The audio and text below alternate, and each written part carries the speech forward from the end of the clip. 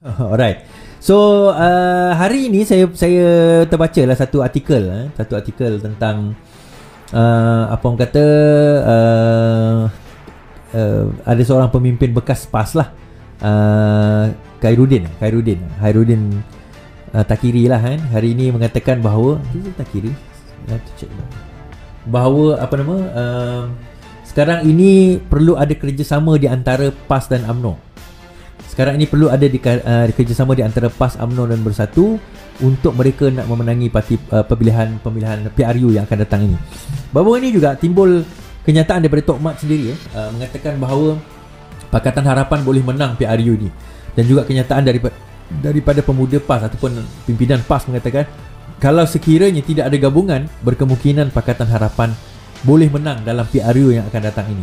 Mereka mengatakan sedemikian. Dia bertanya saya, siapa maksudnya dia orang buat cakap macam ni? Bukankah itu macam memberi kelebihan kepada Pakatan Harapan untuk menang? Saya kata macam ni, don't fall into the trap lah. Yang pertama, jangan confident sangat kata-kata Pakatan Harapan akan menang hanya kerana mereka kata demikian. Sebenarnya it's a warning, betul lah. Kalau saya jadi dia orang pun it's a warning. Kenapa? Kita kena faham bahawa sekarang ini tiga komponen Parti Melayu, tiga komponen pejuang Parti Melayu ni sekarang ini ada dekat Malaysia ni. Kita ada yang pertama, kita ada GTA. GTA bukan Grand Theft Auto, bukan Grand Theft Auto. GTA ni gerakan tanah air yang dibawa oleh dipimpin oleh Tun Mahathir. Malam tadi saya baru ada live dengan Akram Shah. Akram Shah ni dia adalah antara pimpinan pejuang, dan saya pun baru tahu malam tadi dia antara dulu zaman Pakatan Harapan yang duduk dalam board LTAT, and secara profesionalnya he is someone jugalah. Dia ada authority untuk bercakap. Dia bukanlah apa orang kata macam tepi jalan yang tak ada pelajaran tinggi dia ni. Saya kenal dia dulu pun sebab adik dia dekat UK sama dengan saya, dan adik dia ada dua orang dekat UK sama dengan saya. Seorang sama universiti, malah saya kenal adik dia personally. Mereka ni anak arwah Allahyarham Datuk Seri Sanusi Junid, bekas Menteri Besar Kedah dahulu. So saya kenal dia orang personally dan personally lah, secara personally, dan mereka educated lah. Arwah Sanusi Junid ni memang dia hantar anak dia minta of education, memang dia emphasize kepada anak-anak dia, which is I respect lah sebab tu saya respect. But point is he is someone dalam berjuang, dan rupanya dia pernah duduk dalam lembaga pengarah LTAT sewaktu zaman Pakatan Harapan. Okay. Dan dia tahulah sedikit sebanyak apa yang berlaku tentang salam 6 bilion kan. Alright, so balik pada cerita kita tadi. So gabungan pertama adalah GTA. Gabungan kedua kita ada Perikatan Nasional, iaitu di antara Bersatu dengan PAS, dan gabungan ketiga kita ada Barisan Nasional. Yang tadi tu Perikatan Nasional bersatu dengan PAS. Yang ketiga adalah Barisan Nasional, di mana dominannya adalah UMNO. Dan kita tahu bila dominan UMNO, dan kita tahu majoriti pengundi di Malaysia ni adalah Melayu, maka daripada situ kita akan nampak bahawa tiga parti dominan ini tiga-tiga menyasarkan kepada Melayu. Tiga-tiga menyasarkan kepada demografik Melayu. GTA pun semalam kalau saya bincang dengan Akram, dia kata mereka ada alternatif kepada parti Melayu. Dan saya jawab sendiri, saya kata sebenarnya kami daripada kalangan Pakatan Harapan dan juga parti yang campuran inilah, Pakatan Harapan sampai tercampuran seperti DAP, seperti PKR ni, tolak tepi amanah pun parti predominannya Melayu kan. Tetapi di antara parti-parti yang campuran ini, kita dapati bahawa kita tak risau sangat dalam penarikan ataupun pergerakan politik di Malaysia ini, kerana sekarang ini, dulu kita lawan pure Melayu satu je yang dominan, iaitu UMNO. Sekarang ini UMNO pun tak berapa dominan bila kita ada PAS dan juga Bersatu. Kajian terbaru baru ni, satu kajian dibuat oleh satu agensi, suka atau tidak, yang masih lagi daripada kalangan responden masih lagi dianggap dikenali ataupun disukai adalah Muhyiddin Yassin. Muhyiddin Yassin masih lagi boleh jadi poster boy kepada apa orang kata, kepada Parti Bersatu. Yang kedua Ismail Sabri, yang ketiga baru Anwar Ibrahim. Ini kajian yang dibuat ni kita bukan saya tak suka Anwar ke apa, tak, ini kajian dah cakap macam tu. Saya nak kata macam mana kan. Dan kajian daripada Invox sendiri mendapati bahawa kalau ikut daripada segi populariti, Nurul itu lebih popular berbanding dengan yang kedua Rafizi, yang ketiga Anwar Ibrahim. So daripada segi populariti itu, kita kena lihat bahawa Anwar Ibrahim masih lagi berada di tangga kedua dan tangga ketiga. not his fault. Satu, dia absent lama dalam politik disebabkan oleh pemenjaraan satu perkara.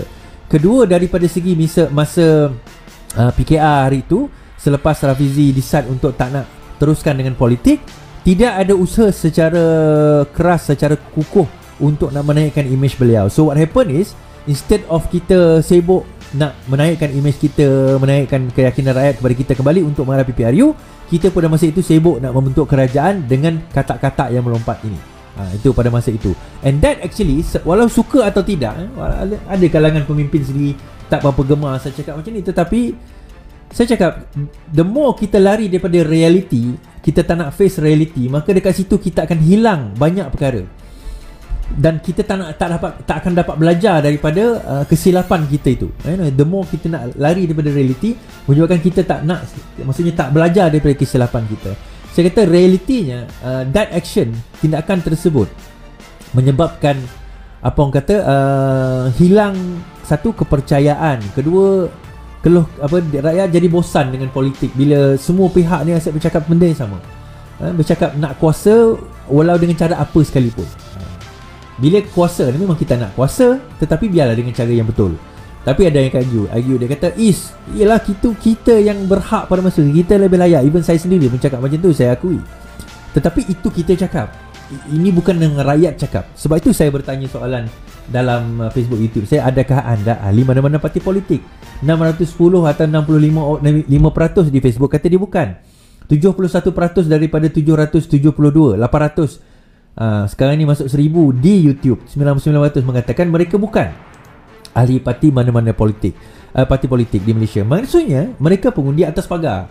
Dan kalau kita tak yakinkan, kita bahagikan demografik macam ni lah tuan-tuan. Yang menyertai parti politik di Malaysia ni lebih kurang ahli pengundi yang menyertai parti politik di Malaysia ni berkemungkinan tak sampai pun 20%.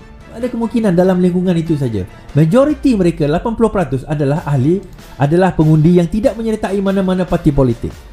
Dan pengundi tidak menyertai mana-mana parti politik ini, sentimen mereka akan berubah setiap 6 bulan. Itu dah kira lambat dah. Ni zaman social media, zaman TikTok, zaman Twitter, zaman Facebook, YouTube ni kan. Sekarang ini berkemungkinan 2-3 minggu dia punya pendirian boleh berubah. 2-3 minggu pendirian boleh berubah. Bila ada satu isu besar, kita boleh mainkan isu tu dan mereka boleh berubah. Sebab itu penting dan pentingnya kita konsisten dalam mengemukakan isu. Jadi bila hari ini Ketua Penerangan PKR dan juga mungkin Ketua Penerangan PH, saya tak tahulah, mengatakan bahawa keputusan untuk bergabung dengan parti mana Fahmi Fadzil akan diumumkan pada minggu hadapan. Saya tak tahu minggu hadapan tu hari apalah. Dan mengikut sumber ada kemungkinan akan ada gabungan dengan parti muda, seperti mana yang berlaku di Johor tempoh hari kan. Yang parti lain ni kita tak tahulah parti muda. Sebab yang parti lain antara yang dikatakan berbincang dengan Pakatan Harapan adalah bersatu. Bukan PAS tapi bersatu. So ada dikatakan perbincangan itu ada. Alright. So sekarang ini bila muda dikatakan nak masuk, nak pergi bersama dengan kita, timbul banyak persoalan. Soalan yang pertama adalah muda nak kerusi yang mana? Sebab sekarang ini kita dah terlalu dekat dengan pilihan raya dan kerusi yang tinggal untuk dibagi adalah kerusi-kerusi yang bersatu tinggalkan dahulu. Yang kerusi-kerusi yang bersatu bertanding dan telah ditinggalkan. Okay. So adakah kita akan memberi kerusi-kerusi bersatu itu kepada muda? Itu soalan yang pertama. Soalan yang kedua, kalau gabungan ini berlaku lah, soalan yang kedua, layak ke muda ni untuk memegang kerusi-kerusi tersebut? Layakkah mereka untuk memegang kerusi-kerusi tersebut? Muda menang je dekat Puteri Wangsa kat Johor tempoh hari. Yang itu tak payah letak muda, letak saya pun menang. Poinnya kat situ lah kan. Tak payah letak orang muda, parti muda kat situ kan. Tak payah letak ni. Sepatutnya Napsiah bertanding kat situ kan. Kalau tak, Napsiah dah menang lah. Saya dah kata jangan. Masih juga nak kompromi dengan muda. Bila muda ditawarkan kerusi UMNO di Johor, muda tak nak. Sebab dia tahu kerusi tu tak boleh menang. Dia nak kerusi yang menang je. Jadi dia datang kepada kita macam anak raja. Macam anak raja. Dia datang kat kita, kitalah yang masak, cari bahan-bahan, kitalah potong semua, kita sedia, kitalah berpanas. Dia tahu-tahu dia datang, dah dihidang atas pinggan, dia datang makan je. Lepas tu dah makan, tutup salam, balik. Kita macam, ni gabung, dia datang ni gabungan apa ni? Kan? macam mana nak kata, macam seolah privilege kita kata, macam tak nampak dia struggle ke arah nak membantu kita dalam pilihan ni nak bincang lagi ni. Kalau kita kata nak bergabung, sepatutnya kalau muda kata betul-betul nak bergabung, masa pergi masa Johor hari tu dah minta bukan gabungan, minta menyertai Pakatan Harapan. Setuju tak setuju tak kisah, minta dah, tolonglah minta menyertai Pakatan Harapan. Macam Zuraidah hari tu tulis surat nak menyertai Barisan Nasional kan.